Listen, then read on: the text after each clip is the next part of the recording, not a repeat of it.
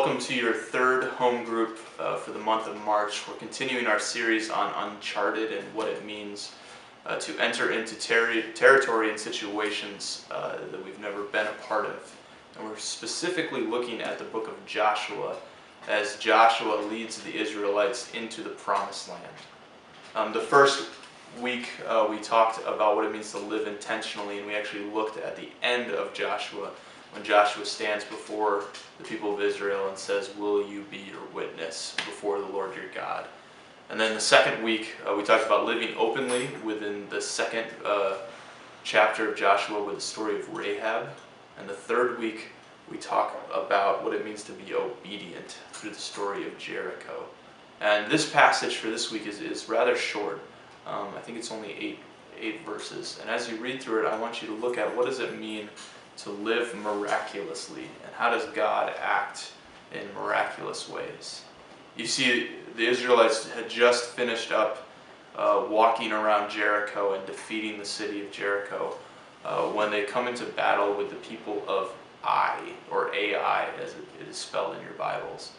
And they're clearly outnumbered by these people, and they are losing the battle. And then all of a sudden God does something miraculous, and I won't ruin it for you as you read. But God shows up big time, and they end up winning.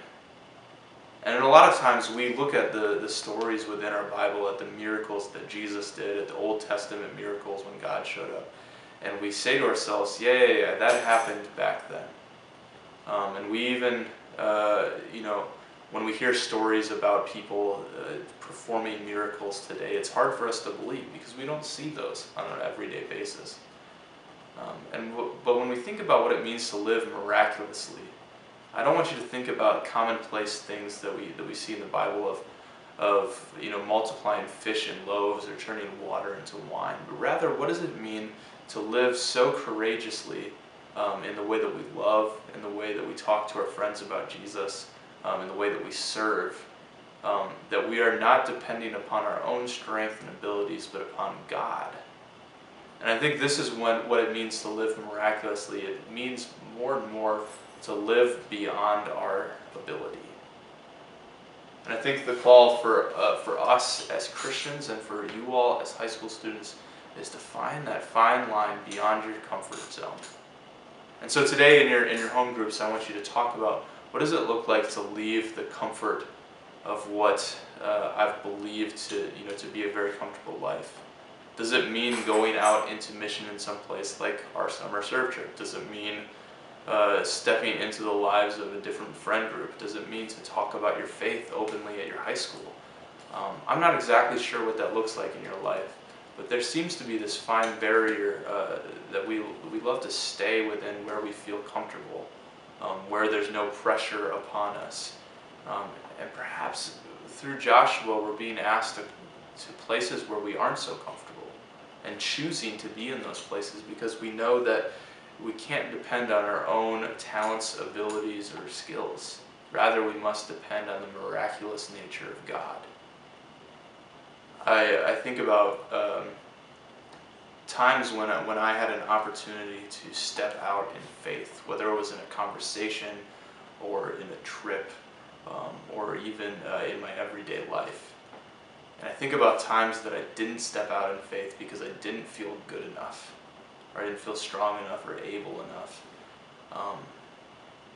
And in reality, I wasn't being faithful at all, because my faith isn't about my ability, but our faith is about God's ability. So when I think of the times in my life and in your leader's life and even in your lives, you probably recognize that the times you stepped out in faith, though you weren't able to do whatever was at hand, God was able, and God equipped you to be able. And perhaps there's something, as we've been talking about these uncharted places in our lives, that has been aching inside you. There's been some person that you've been longing to have a conversation with. There's been some place that you've been longing to be and serve in. Think about those places and ask, if I'm going to live in an open mindset that God is acting miraculously even in my life today, what does it mean for me to step into those places? I would encourage you to go around in your home group and ask the question of, where do I feel most uncomfortable but yet called by God to be there. This is one of the harder things for us to grasp as Christians, because we enjoy the comfort that we find in a church building, that we find amongst Christian friends, but God is calling us to perhaps very uncomfortable places, not so we can be praised, but so God can be praised when God acts miraculously. As always, I am with you and I am for you, and I'm praying for your home groups this week, and I will see you next week at our dodgeball tournament. Have a good week.